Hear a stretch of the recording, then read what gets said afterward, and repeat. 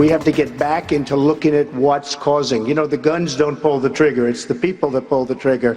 And we have to find out what is going on. We have to protect our Second Amendment. None of these instances that the president points to as the reason why he's doing these things would have been prevented. You know why? Because criminals don't buy their guns from a gun show. They don't buy their guns from a collector.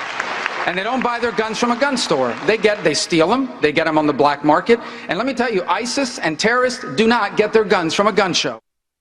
Both Donald Trump and Marco Rubio during last night's Republican debate taking aim at President Obama's executive actions on gun control.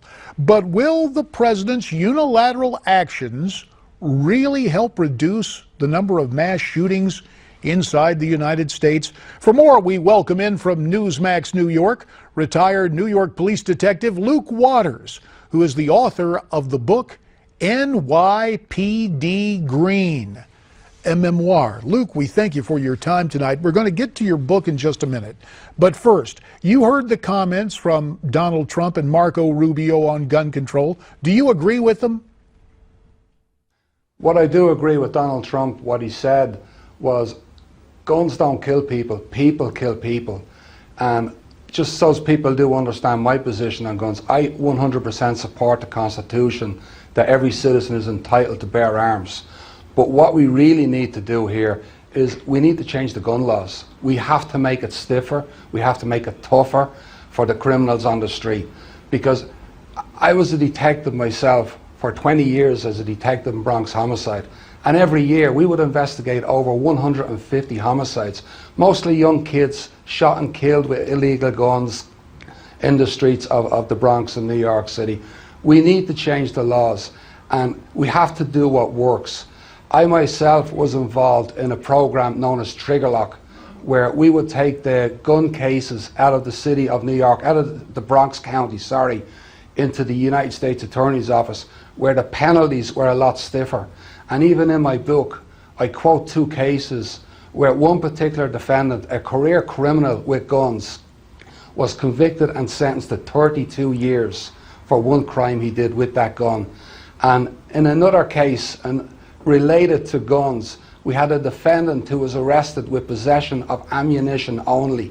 He was convicted in federal court with a life sentence. I know the case was appealed, but he still ended up getting 8 years. That's what we need to do with gun laws here in the United States. We need to change the laws. We do need to make it tougher. And I think the politicians, they need to look to the experts that deal with this. People like even the commissioner today in the NYPD. Well, actually, Luke, we think you're an expert based on your time in law enforcement. That's why we welcomed you into Newsmax Prime tonight. And with the minute and a half that remains, I really do want to talk to you about your experiences and your book, NYPD Green. It's been said that you share the darker and more difficult side of policing. In the minute that remains, what was your most shocking experience? Listen, I think some of the most shocking experiences, there's a lot of shocking experiences. I've been involved in a lot of things. Some of the shocking experience would have been some of the cops that I actually worked with that ended up getting indicted for ripping off drug dealers.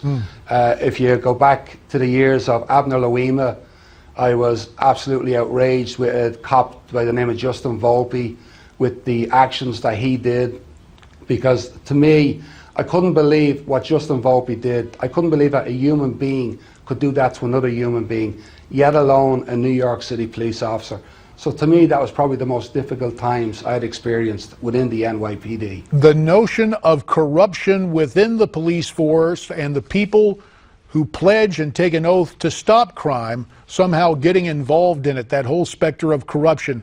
Luke Waters, we want to thank you very much. Again, the name of the book is NYPD Green, a memoir. And our thanks to Luke Waters, and the debate continues about gun control and the Second Amendment. We'd like to hear your thoughts, especially in view of what you heard from Luke, and here's where you can send me your thoughts. Send them to newsmaxtv.com comments. We look forward to getting your remarks, and we'll be back with more right after this.